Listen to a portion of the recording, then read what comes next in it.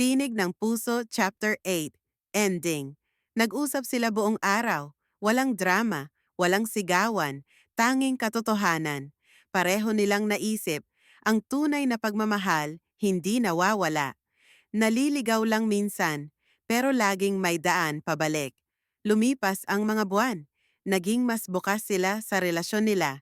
Unti-unti, natuturing tumanggap ang pamilya. Ang dati galit, naging pagtanggap. Ang mga kaibigan, unti-unting lumapit.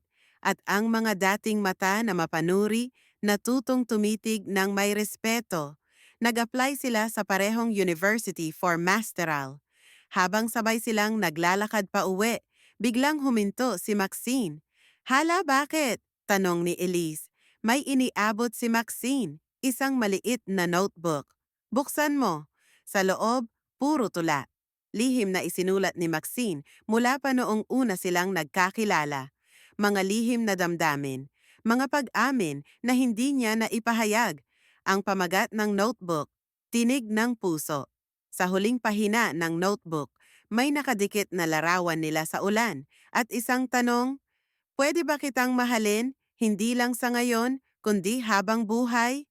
Naluha si Elise. "Gaga ka, tagal kong hinintay yan." Natatawang iyak niyang sagot. Taon ang lumipas. Naging guro si Elise. Naging psychologist si Maxine. Sa isang seminar, naglakad silang magkahawak kamay. Wala nang takot, wala nang pagdududa.